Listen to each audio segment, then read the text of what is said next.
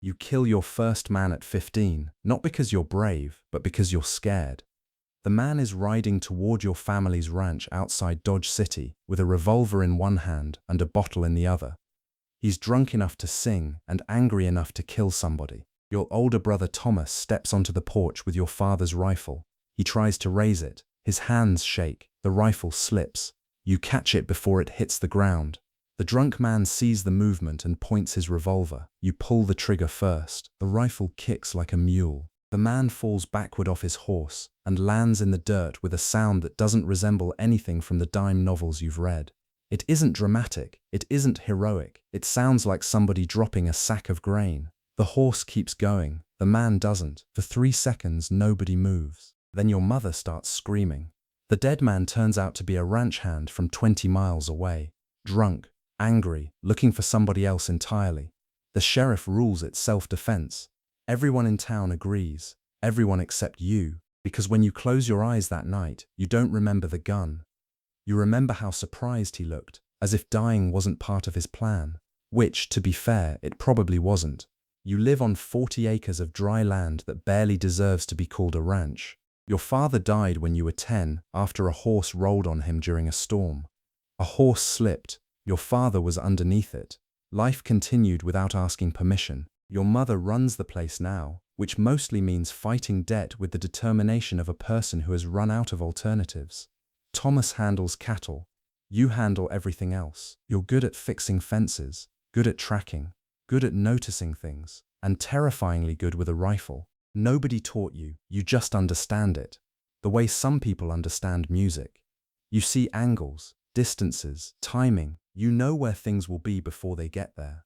At 16, you win a local shooting competition. At 17, you win 3 more. At 18, a newspaper in Wichita calls you the fastest young gun in Kansas. The article is 6 paragraphs long. 3 of them misspell your name. You cut it out anyway. Your mother hangs it on the wall. Thomas says newspapers will get you killed. You tell him he's jealous.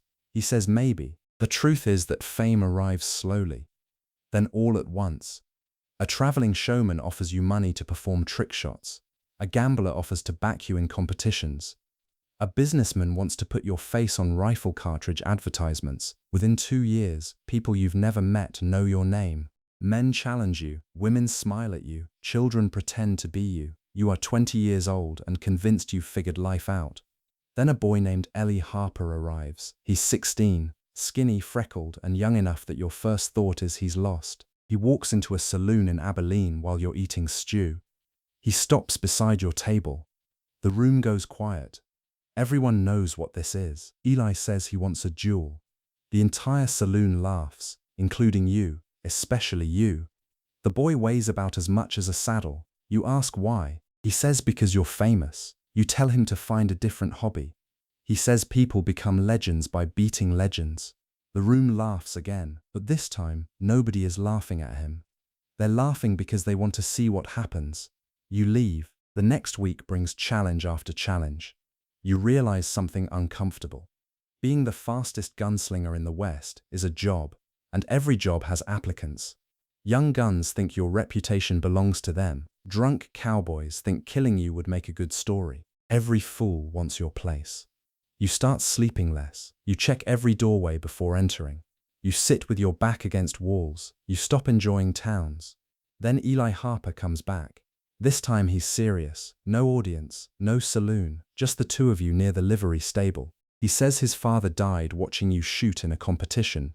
Heart attack, collapsed in the crowd, never woke up. You don't know what to say. Eli says you've been his hero ever since. Then he asks for a duel. Again, you stare at him. He isn't angry or threatening. He looks hopeful. Like this is an opportunity. That's when you understand the problem. The boy doesn't hate you. He admires you, which is somehow worse. You refuse. Again. For 6 months, he follows your career across 3 states. Everywhere you go, Eli appears. Not aggressive, persistent, like a mosquito armed with a revolver. The newspapers love it. The kid who wants the king, the challenger, the boy gunslinger. People place bets. Crowds gather. Your reputation grows larger. So does his. Then something changes. A rancher hires you to escort a payroll shipment through outlaw territory. Simple job, good money. 3 wagons, 8 guards, $100,000 in cash. Nothing goes wrong until the second day. Then everything goes wrong at once. The ambush begins at noon. Rifle fire from the hills. Horses screaming. Men shouting. You fire 6 rounds in 20 seconds. 3 outlaws fall. The others retreat. The attack lasts less than 5 minutes. When it's over, 2 guards are dead. 1 wagon is burning. And a teenage rider is approaching from the south. Eli Harper. Of course, the boy somehow tracked you into the middle of an active gunfight. You begin to suspect destiny might actually be stupid. Eli rides into camp grinning. Then he sees the blood, smoke, and dead guards. His smile disappears. Reality finally arrives. Not the version from stories. The real one. Heavy. Permanent. Covered in flies. You watch something happen inside him. The first crack, the first moment he understands that guns don't create legends, they create widows. For a while, you think the lesson worked. You don't see him again for nearly a year. The newspapers move on, the challenges stop, life becomes manageable. You buy your mother a larger house. Thomas gets married. For the first time in years, things feel normal. Then a telegram arrives. A bank in Colorado has been robbed. 4 men dead. Witnesses claim the leader was a young gunslinger matching Eli Harper's description. You read the telegram 4 times because it doesn't make sense. Eli wasn't violent, he was annoying. There's a difference. But more reports follow. Train robbery, stagecoach robbery, deputy killed, 2 ranchers wounded. Each report contains the same name. Eli Harper, the boy who spent years trying to become you. 3 months later, the governor places a bounty on him. $5,000, dead or alive. Every newspaper in the territory runs the story. Most include your name. Former admirer, one-time challenger, inspired by famous gunslinger. The connection becomes impossible to avoid. You tell yourself it isn't your fault, and maybe it isn't. Then again, maybe it is. The bounty hunters find Eli first. They corner him near the New Mexico border. The shootout leaves 3 men dead. Eli escapes. Now the bounty doubles. $10,000. The governor hires you personally. Nobody knows Eli better. Nobody shoots faster. Nobody has a better chance. You accept, not because of the money, because deep down you know how this story ends if someone else catches him.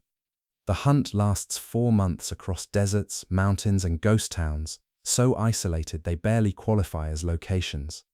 Eventually you find him, not hiding. Waiting. A small abandoned church outside Santa Fe. He sees you arrive and smiles. Older now, harder, but still recognizably the same kid. You sit across from each other in silence. The church creaks in the wind. Dust floats through broken windows. Eli finally speaks. He says he used to want to be you. Now he wants to understand you. You ask what happened. He laughs, not happily. Newspapers and crowds treated him like a legend before he'd earned it. People expected greatness, so eventually he gave them greatness. The outlaw version, he says something you'll remember forever. People don't become what they are. He looks directly at you. They become what gets applauded. The words land harder than any bullet, because you immediately know they're true. The West applauds killers. It applauds violence. It applauds men who survived duels. The newspapers never printed stories about farmers who lived peaceful lives. Nobody paid admission to watch responsible decision-making.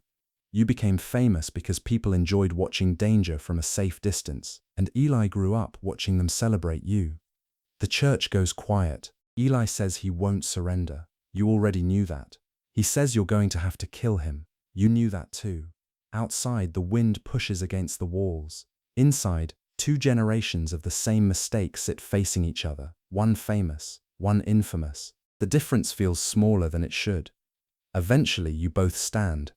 You walk outside, no spectators, no reporters, no gamblers, only 2 men and a consequence. The duel lasts less than 2 seconds. Your hand moves first, always has, always will. 1 shot. Eli falls. The silence afterward feels enormous. You walk toward him. He isn't dead immediately. Real life rarely follows the schedule people expect. He looks up at you, blood spreading through his shirt. He tries to laugh, fails, then asks one final question. Worth it? You don't know which life he's talking about. Yours or his? Maybe both. Before you can answer, he's gone. The newspapers call it heroic.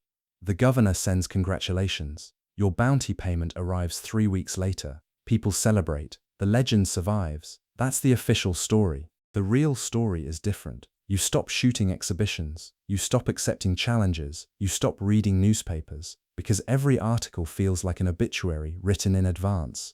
Years later, people still call you the fastest gunslinger in the West. Maybe they're right, but speed isn't what you remember. You remember a 16-year-old boy with freckles who wanted to be you. There is no version of the story where that's entirely your fault. There is also no version where you're completely innocent. Both things are true. You never told Eli to rob banks. You never taught him to kill. But he watched what the West rewarded, and the West rewarded men like you. Fame looks like admiration from a distance. Up close, it's responsibility, because somebody is always watching. And sometimes they're learning the wrong lesson.